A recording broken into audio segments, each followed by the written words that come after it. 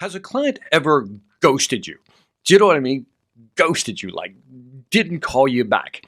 And it was one of those conversations, maybe a couple of conversations you had with the client, and you're like, man, this deal is going through, man. This conversation is so good. I mean, the give and take, the quid pro quo, the conversation flow was there. In fact, you got off that phone call or video call, and you're like, man, this deal's done. You go tell your manager, this deal is done, and you're like feeling real confident. And then you follow up to kind of close or to advance the sale, and they won't call back.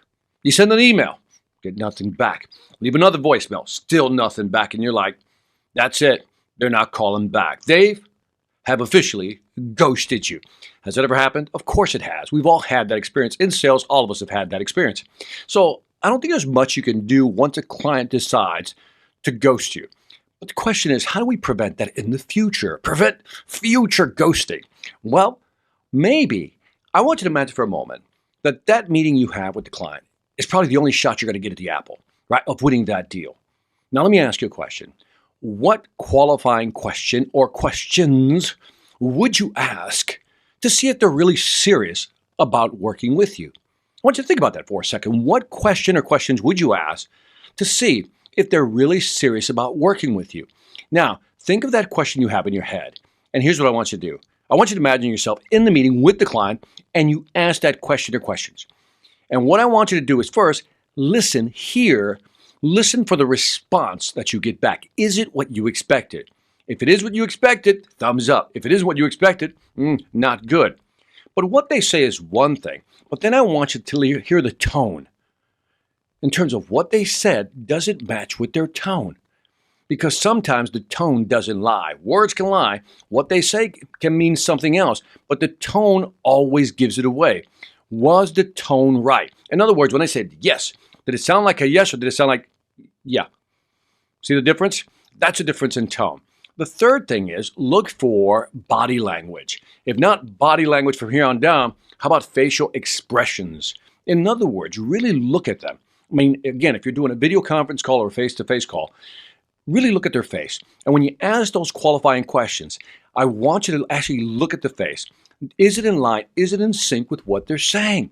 Now, the signals are all there. All you got to do is learn how to read them. And let's say you do ask that qualifying question, and the words are there, you hear it, but the tone and the facial expressions don't match. Well, guess what? That's a signal. That's not a bad thing, but at least tells you that maybe something's not right, that maybe you need to dig a little deeper and find out why they're not as confident as you'd like them to be in terms of taking it to the next step. So keep in mind, the only way to prevent ghosting is not after it's happened, it's before it happens. In other words, qualify them. Look for those buying signals. And sometimes you got to look for disqualifying buying signals because maybe they're going to tell you something you want to hear, but the tone isn't right, the expressions aren't right, and maybe even the words aren't right.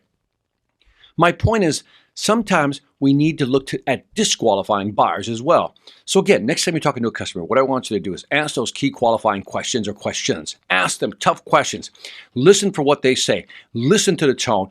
Look at their facial expressions or body language. And then if something doesn't feel right, that is the moment to really ask the follow-up question to see, and maybe even challenge the customer, Mr. Customer. For example, you don't get the answer you want, the tone doesn't sound right, facial expressions are a little off. You say, based on the question I just asked you, Mr. Customer, it doesn't seem like you're convinced that this product or service can really help you. Is that a fair assessment? Oh, watch them squirm a little bit, but now at least you start getting to some real conversation. There's two ways they can respond. They can say, no, Victor, I really like it. And again, it's not convincing. Or maybe they say, no, I did have some questions, Victor, and I was hesitant to bring them up, and here they are. Perfect. Now we're having a conversation.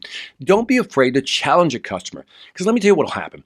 You won't challenge the customer, and then you get off that call, you get off that phone call, or you'll get off that video call, and you won't know if they're in or out, if you don't really know. So now you're left waiting to see if this deal is going to come through or not. I don't know about you. I don't like guessing. I want my answer there and then. Are you in?